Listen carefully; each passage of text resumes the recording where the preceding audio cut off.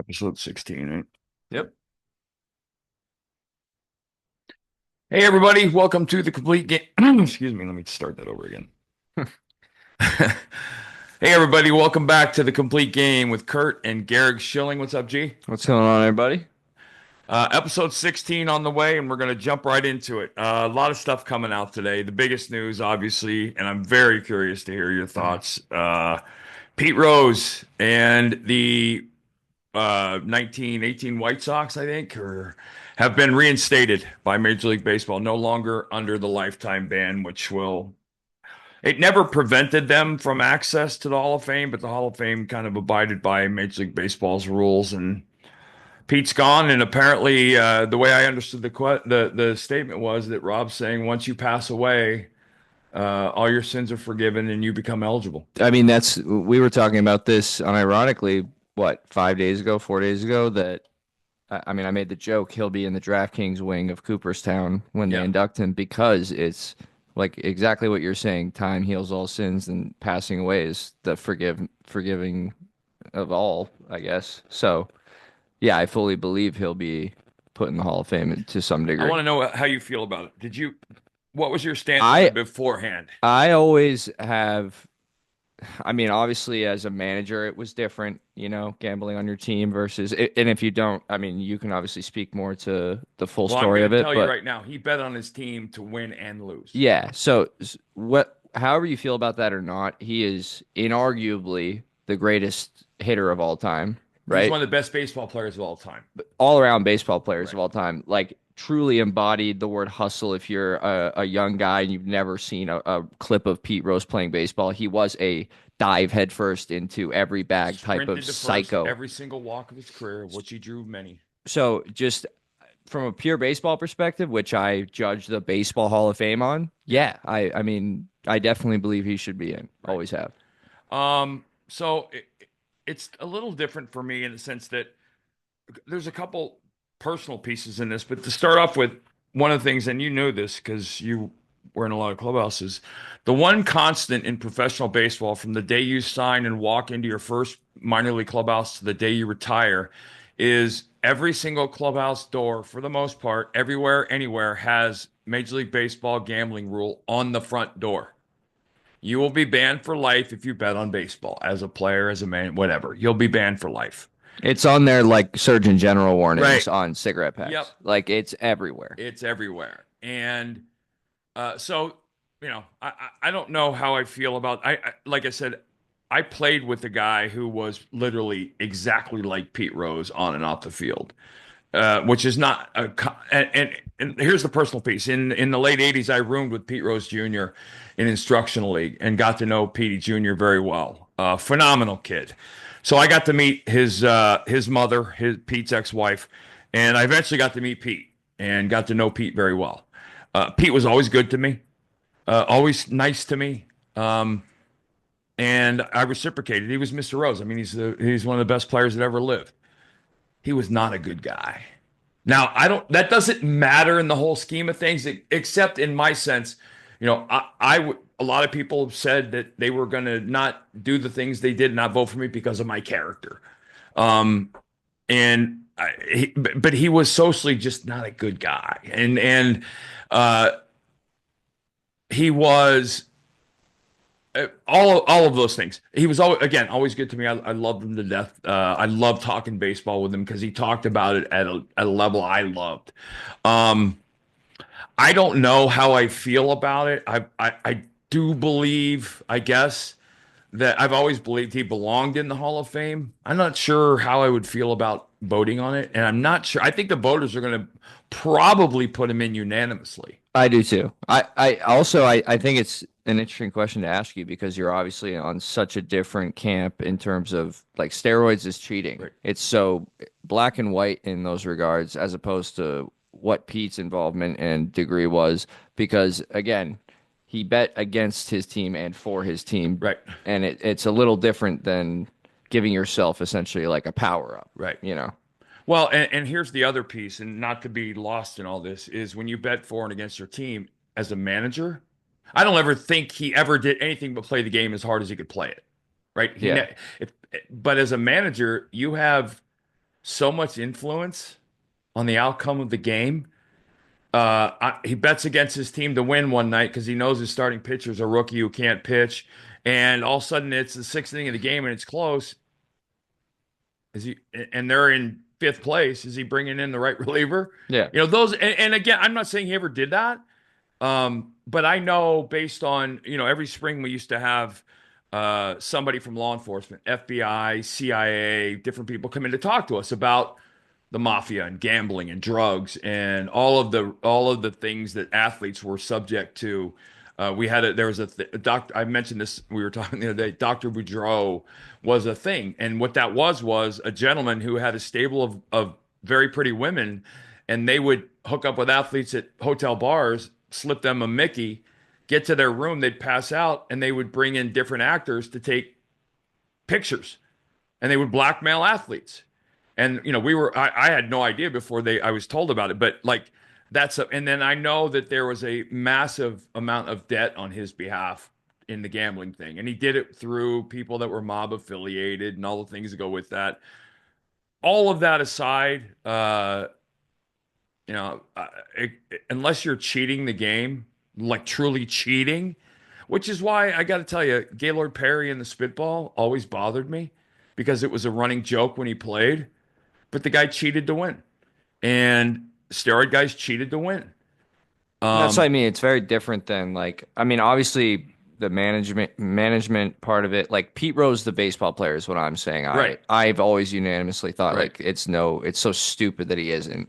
Well, and it's a fair point because there are drug addicts, there are people abuse their wives, there are child molesters, there are horrible people in the Hall of Fame already. So, where you draw the line on character is like, unfortunately, it's person dependent where statistics aren't.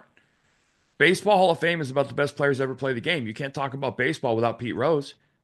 If you can't tell the story of the game without a guy's name, he belongs in the Hall of Fame. It should be part of if the MLB is serious about what they've done in trying to integrate like Negro League statistics into Major League Baseball's Hall of Fame, and you remember that. So if they're serious about that, then that's part of telling the ugly story of baseball's Right, past right, in segregating leagues and having a dark side throughout the period that Pete Rose played, where these things you're talking about existed and they did happen, right, and people gambled on the game and fixed outcomes. I mean, it's happened in every other sport too, right, and it's what people ultimately want to know is happening and would like to be out of the game. And these examples like Pete are like to be immortalized, obviously, not only for the player he was, but the story and the lesson behind it that he right. almost, I mean, I guess as far as I've been told, has never really learned because what's the famous story of him being told like if you ever gamble again, like you're not gonna,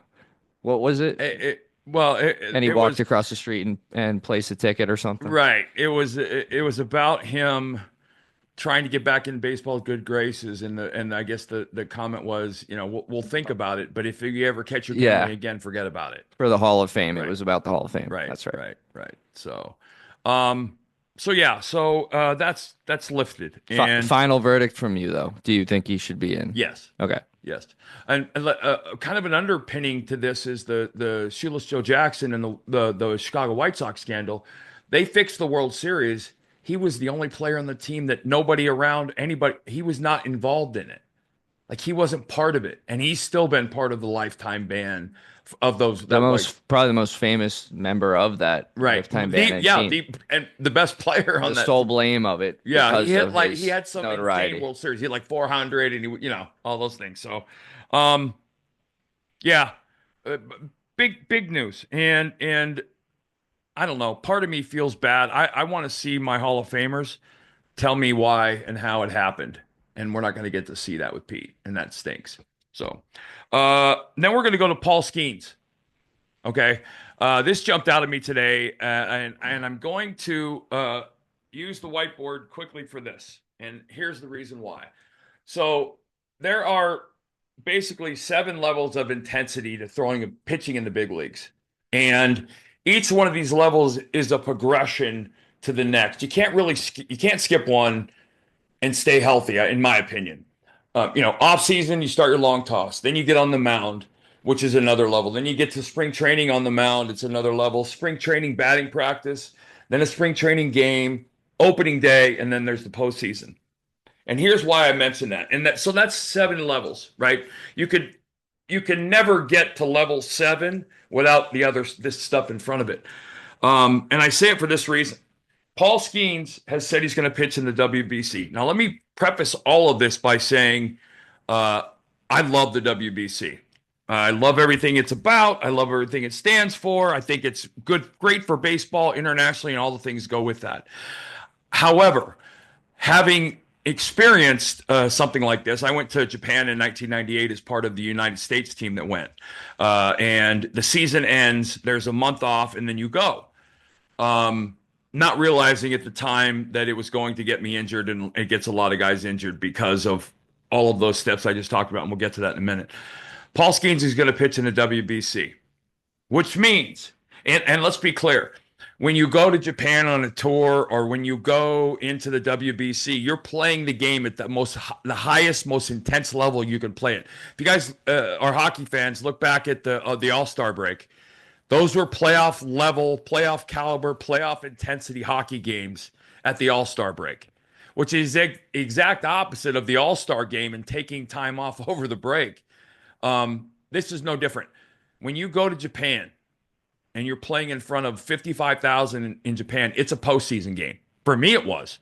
The intensity was up there and everything that went with it. Now, what you have to understand is, and I probably shouldn't have gone in hindsight. I threw 250 or 60 innings that year, but you take a month off between the season and the tour. So you have to keep going for that month throwing, and you do, but you can't replicate pitching in a game and all things that go that. So I went basically back to so this is the hardest level. This is the most intense level. This is where you exert the most, right? I went from somewhere in the middle here to this step in one day with a game. Ended up going out and getting hurt in 99, and I was hurt coming into the season. I had a loose capsule and all things go with that. Now, here's the problem for me, and the reason why, if I was the Pirates, I would, as an organization, I would probably have it in contracts that my pitchers can't. I don't, position players is different. I can't speak to that, but I know it's a lot different. Paul Skenes is going to come into spring training. And if you know anything about him, and I don't know him, but I've read up as much as I can. This guy's a workaholic. He's a attention to detail guy. He's always looking to get better. So from that perspective, I'm very confident. However, he's going to go from his long toss program to his off-season mound drills to his spring training mound drills to spring training batting practice to game. He's going to do that all in a very condensed window because he's going to have to go right from step 5 to step 7. The WBC, make no mistake about it. And I think it's why the Major League All-Star game, Gary, and luckily you were at a couple. It's why the Major League All-Star game continues to be the only real All-Star game left. NFL, they play flag football. Hockey, the All-Star game was usually 11-10, and it was 3-on-3s and all things that go with that. And then football or basketball, it's 202 to 198. No one plays defense. In baseball, you don't have the ability to just kind of relax and throw the ball. And so I wouldn't, if I'm Ben Cherington, I'm sitting down saying, listen, I get it. I totally get it.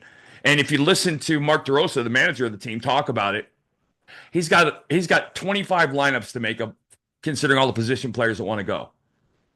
And it's a nightmare to find pitchers.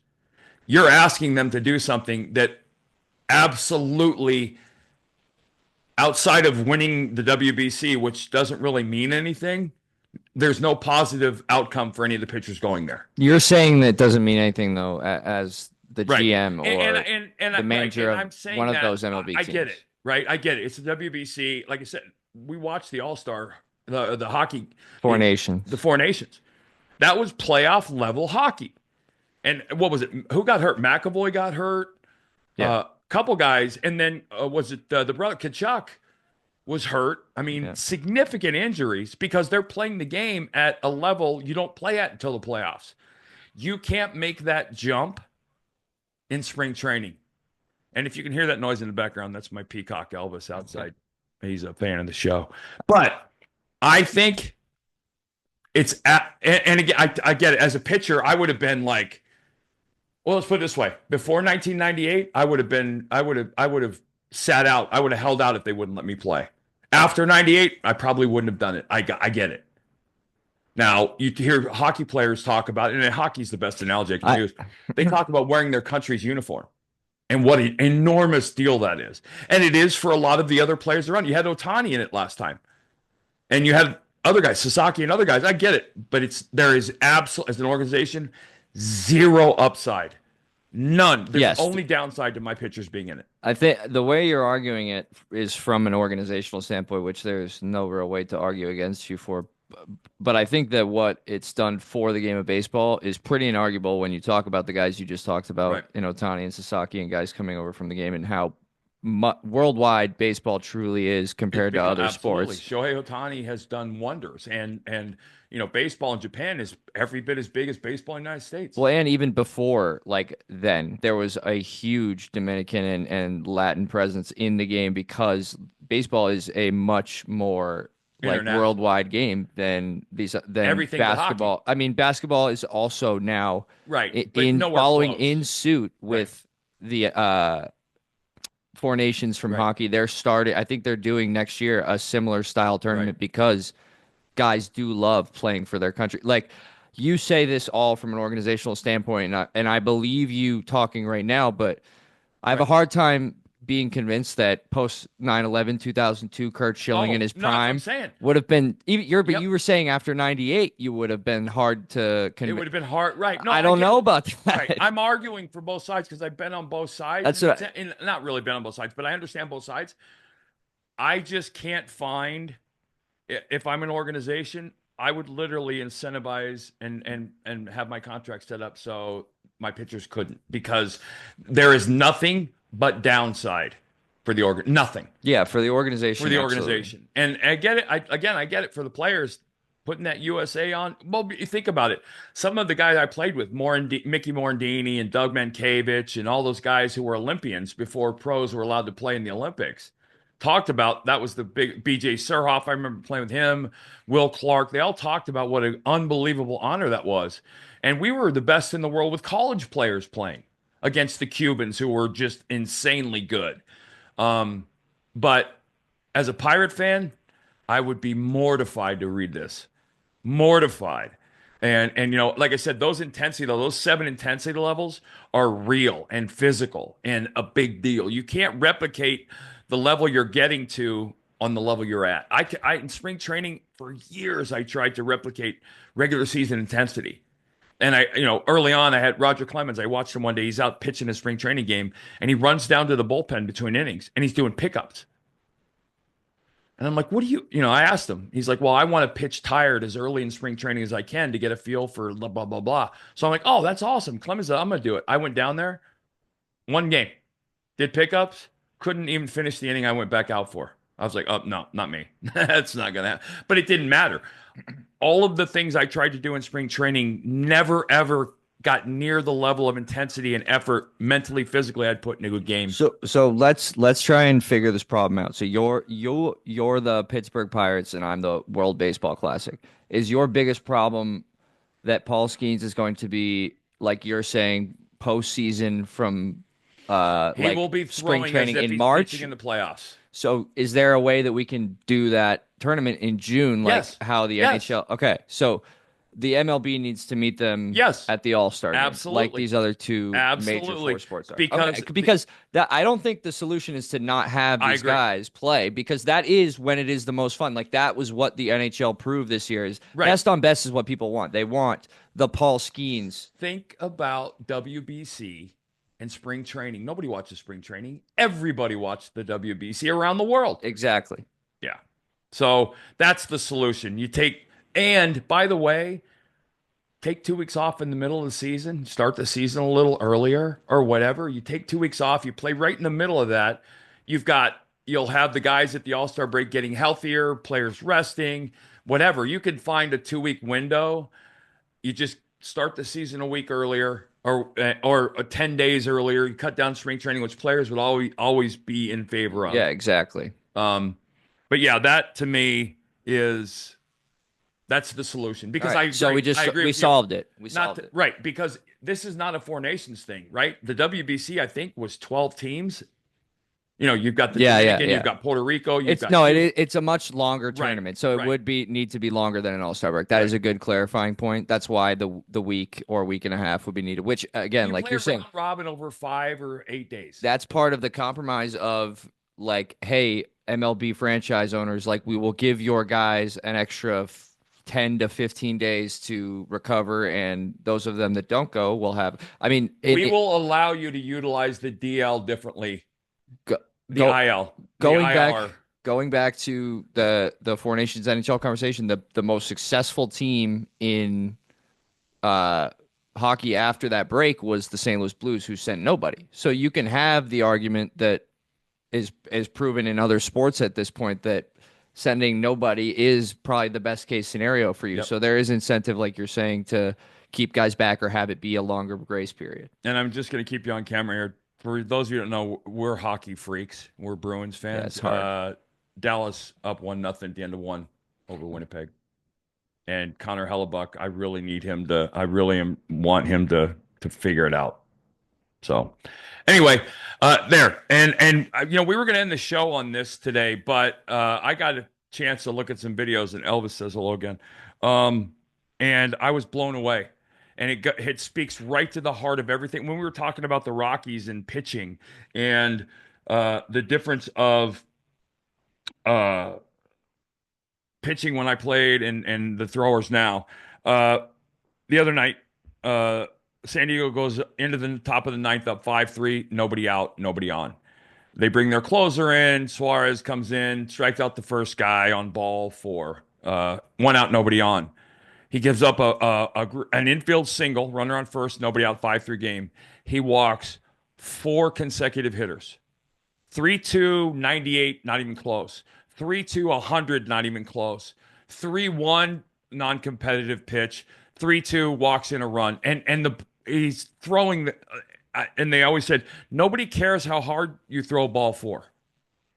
And it was so challenging. Then the reliever comes in behind him, strikes out a guy on an 86 mile an hour frisbee slider. Next pitch, grand slam. Angels win the game. And I felt for my dear friend Don Orsillo as I'm listening to him call that game because it was there's a deep It's fly deflating. down to left.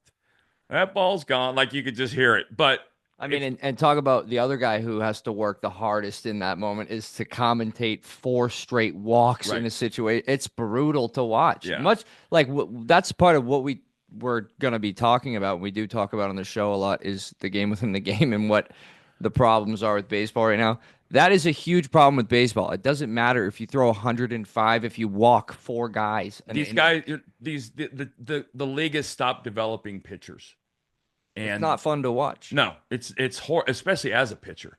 But if you guys get a chance, Garrett will put a link to the clip to watch the highlights of the inning or the low lights. Watch it, and when I talk about command and control, that's neither. And it again, obviously, everything. None of this stuff is personal. The kid closing for San Diego is phenomenal, but he's a thrower, and that was a meltdown of horrific proportions. And you talk about deflating. Nobody behind him had a chance to help him out. He walked four straight guys, and again, it was 3-2 count, 3-2 count, 3-1 count, 3-2 count. So you're talking about 30 to 40 pitches in an inning, nobody putting the bat on the ball. You want to put your defense to sleep? There you go. That's how you do it. But watch the highlight and the lowlights, and you'll get a feel for what we're talking about when it comes to not just control, the ability to throw strikes. It should be inherent in every pitcher in the big leagues. That's not the case anymore. You've got a catcher literally looking like Malik Neighbors back there going foul sideline to sideline trying to catch fastballs. Really, really hard to watch and unfortunate. But all right, so that's the show. Quick one tonight. We'll catch you guys. Hang on. Oh, wait, we got trivia. I got one more. I got All right. one more guess routine. We got I'm gonna try. I'm gonna try and get better with the clues as we go. oh, that was a good clue. I just know my teammates. Yeah. Okay. All right. Ready? Yeah. So for this is So going to this be is for those of you just tuning in. the most vague clue to the. This There's is five this is clues 5 clues, right? to He's going to guess give a me 5 former clues, teammate. and 10 being the easiest clue will be the last one on the 5, and the first one is supposed to be the hardest. And this is a former teammate of mine, Yeah. and the first one was his first clue was what was the From first clue? Wisconsin. From Wisconsin that played for the Brewer, grew up My Brewer fan, dad worked and it for the was Craig Brewers. Counsell. Yeah. Okay, all right. No, it wasn't even. Yeah, he wasn't. Again, that's okay. Whatever. All right. Again, former teammates trying to give vague clues to more obvious. First clue, vague clue. I am from Glendale, California. Played for 14 years in the MLB for two different teams. Okay, he had Craig Counsell like that last time, Yeah, so I feel nope, better nope, nope. automatically. Yep, Any guess? no. No guess. Greg Jeffries. No. Okay. I won one Gold Glove and was a two-time All-Star, one time as your teammate.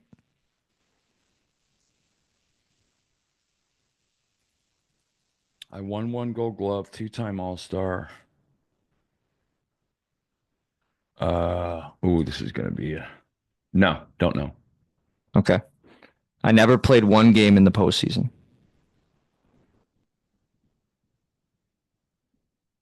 Oh no.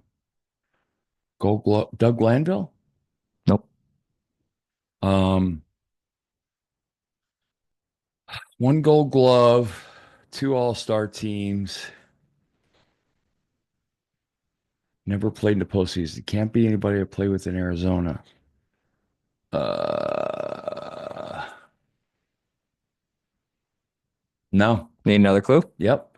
Okay. Of the two teams I played for, I am on the Phillies Wall of Fame. Mickey Morandini. Nope. Uh, Glendale, California. Mike Lieberthal. Mike Lieberthal. Yeah. Yeah. The last clue was I have caught more games for the Phillies than any other catcher. Yeah. I would have gotten that. That was really well done right there. There we go. That was the intention the first Yes. time around. Yes. That was really well done. Really well done. Mike Lieberthal, who lives in California now. Father. Great guy. Great kid. Physical. Whoa. Talk about a physical talent. The kid could throw and hit. But Mike Lieberthal. Well, that's a good one. All right. So it's Tuesday. Yep. We will be back on Friday. We had a couple questions. I saw one. Somebody asked me about on the website. I saw a question about glove. My favorite You glove. I work used in the Wilson. A2000. I used the Wilson Which one you from use? literally day one of my big league career. Always been with Wilson. Phenomenal company. Phenomenal gloves. And yeah. So that was my those were my guys. So, G, awesome as always. Yep. Thanks for listening, guys. We, Appreciate it. Have any questions, comments, as usual, leave them below. We'll hit the get to them. subscribe button. We're growing. We got like 58 new subscribers since the last one. We're over Yep. 700. So yeah, so we'll be back on Friday. I'm sure something will happen in the game between now and then. We'll have fun talk about. Winnipeg tied it. It's 1-1 with 18:50 to go. So we will be back. And hold on, for all you standing, let me tell you, who scored the last goal. Very important for Nikolai you. Ehlers. Ehlers, yep. Ehlers from nobody, unassisted. All right. Take care. We'll talk to you guys.